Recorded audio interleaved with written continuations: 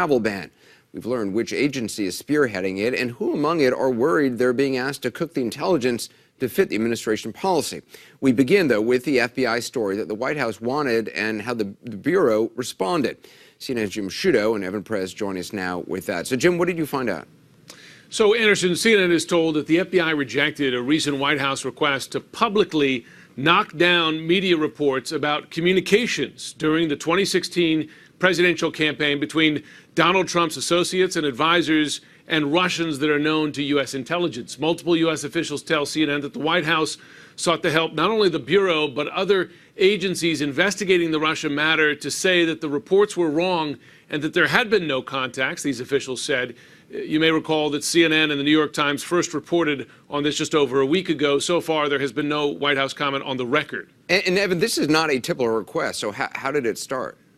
That's right, Anderson. A U.S. law enforcement official says that this began with the FBI Deputy Director Andrew McCabe and White House Chief of Staff Reince Priebus on the sidelines of a separate White House meeting on the day after the stories were published. Now, a White House official says that McCabe told Priebus that the New York Times story vastly overstated what the FBI knows about these Russian contacts. But an official tells us that McCabe didn't actually discuss aspects of the case, and we don't know exactly what McCabe told Priebus. The White House official says that Priebus later reached out again to McCabe and to the FBI Director, James Comey, asking for the FBI to at least talk to reporters on background to dispute these stories. The FBI refused. And I should add, the FBI declined to comment for this story, Anderson. So, Jim, White House Chief of Staff Reince Priebus denied that story. This is what he said a week ago on Fox News Sunday.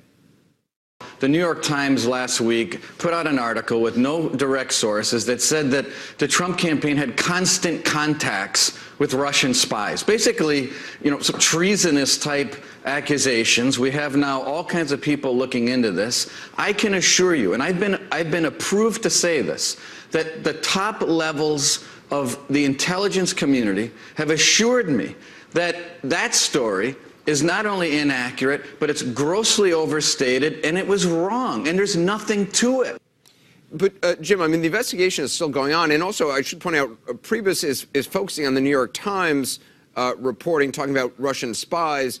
The CNN reporting said Russians known to U.S. intelligence, so there's potentially a difference there. That's right. A couple points here. First of all, if Reince Priebus is saying there is nothing to reports of communications between Trump advisors and Russians known to U.S. intelligence during the campaign, that's not accurate. We know that the FBI is still investigating these alleged communications. Several members of the House and Senate Intelligence Committees tell CNN that Congress is still investigating those alleged contacts. That investigation has just begun. They're starting to collect documents, records, et cetera. They're going to call other people to testify. Now, on the issue of the difference between the New York Times and the CNN reporting on this, our reporting is multiple repeated contacts between advisors to the Trump campaign during the campaign and Russian officials and other Russians known to U.S. intelligence. The Times said with Russian intelligence operatives, I think the Russian spies that Reince Priebus might have been referring to there.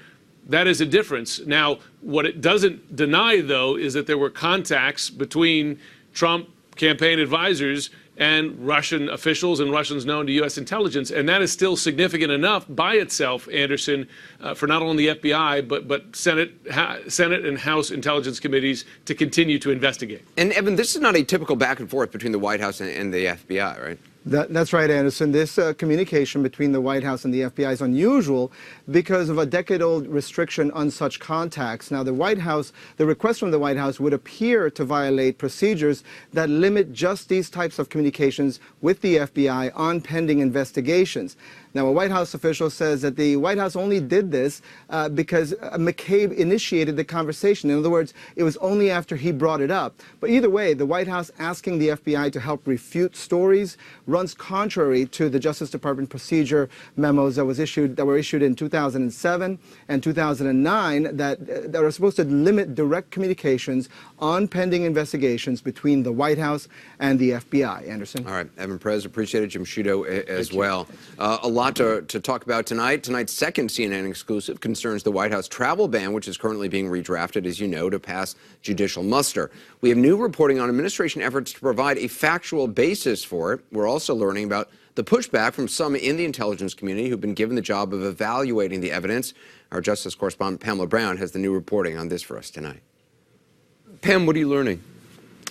Well, Anderson, according to sources who spoke to my colleague Jake Tapper and I, the White House made this request to DHS to bolster its case for why the 7 countries listed in the travel ban should remain after it was blocked by the courts. A senior White House official tells CNN that the Department of Homeland Security and the Justice Department, quote, are working on an intelligence report that will demonstrate that the security threat for these 7 countries is substantial and that these 7 countries have all been exporters of terrorism into the United States. The situation has gotten more dangerous in recent years, and more broadly, the refugee program has been a major incubator for terrorism. Now, this report was requested in light of the Ninth Circuit Court of Appeals conclusion, as you know, that the Trump administration saying in that ruling has pointed to no evidence that any alien from any of the countries named in the order has perpetrated a terrorist attack in the United States. But CNN has learned that some current intelligence officials within the Department of Homeland Security and elsewhere are concerned about this assignment. Concerned in what way?